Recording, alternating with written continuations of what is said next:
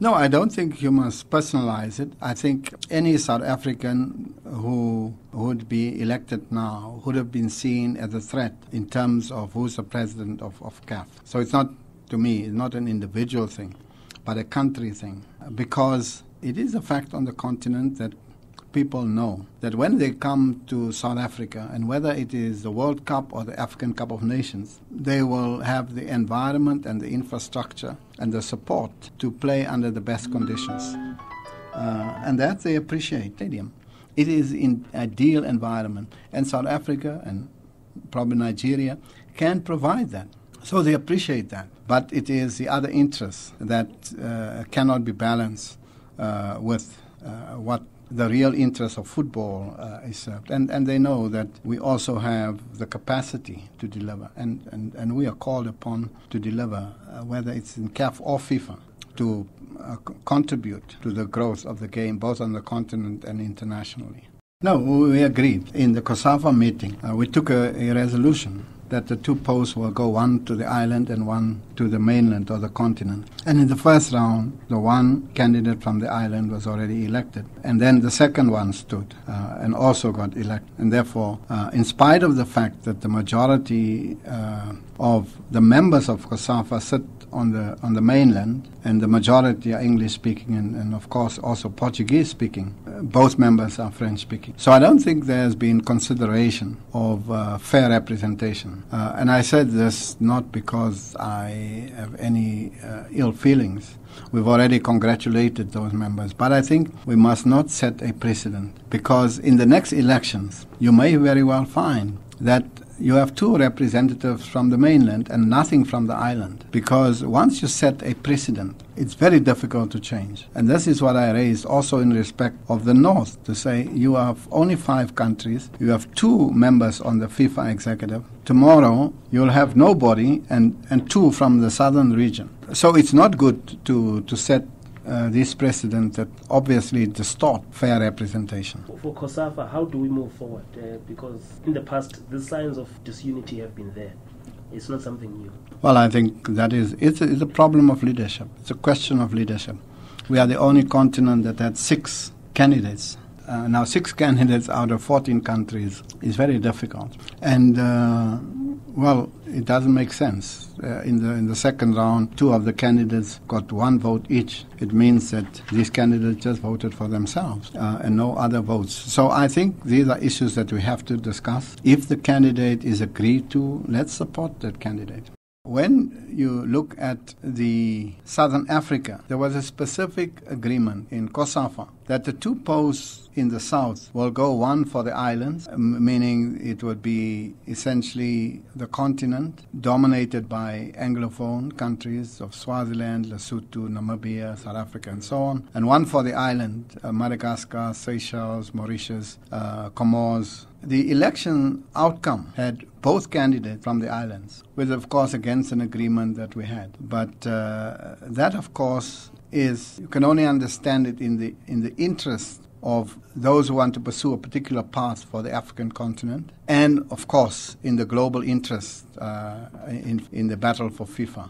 When we were lobbying, we were close to 40 votes. Of course, there are factors that made things to change, but those are things that I don't want to talk about. But simply to say that South Africa's role is appreciated. All those individuals in South Africa who played a role to strengthen football on the continent and in the world, those things are appreciated. I don't think we must take a wrong view that we are not wanted on the continent, that our role is not appreciated. We must not come to that conclusion. It would be wrong. We must simply understand that there are interests, that one of the interests is who's the next CAF president. Next interest is who is the next FIFA president. And people are beginning to align behind that interest. And so you find an election is not about the merits of the individual. It's about the direction of of where you want to go. You see, in this country, when the ANC vote and the DA vote, whether the DA has a person that's very competent, because it's not aligned with what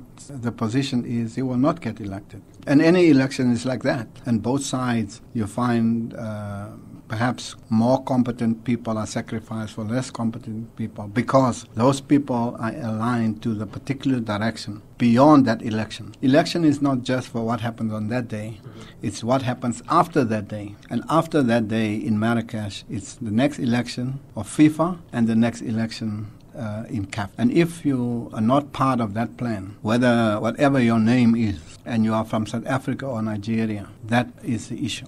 And as I say, that I can tell you now that in 2015, South Africa will have a member on the CAF executive, because these two issues would have been settled. Who is the president of CAF would be settled, who is the president of FIFA will be settled, and therefore there's no other issue. For now, we are in SAFA. We must work hard. We must do what we must do. You see, we must move away from talking away from football. What are the issues? We have to get our under-13 league going. We've set the money aside. They must play. The kids must play. The under-15 league must kick off. The women's competition must run. We must get coaches. We must get referees.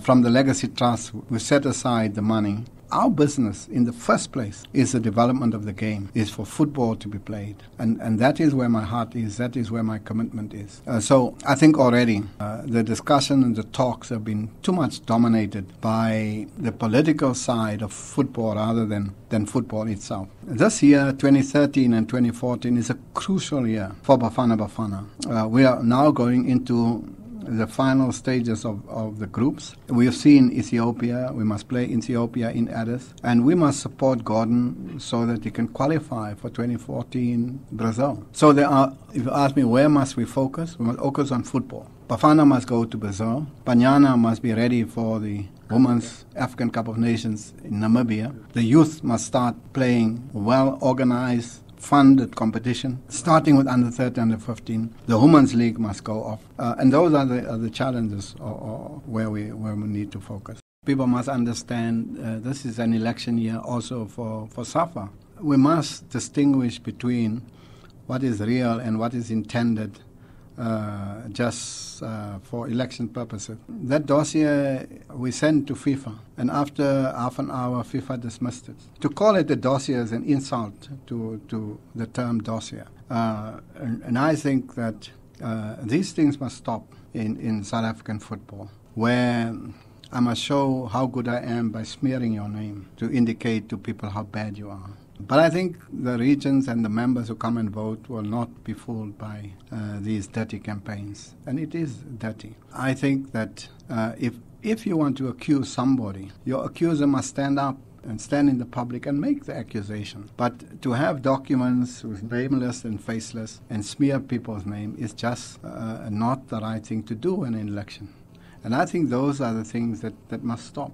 And I think all of us must work towards an election that's open, that's transparent, where people criticize publicly. They name the basis of their criticism. They give reasons as to why they criticize, and not do what is not done in most parts of the elections of the world around election, is to have faceless, nameless attacks on the integrity of persons.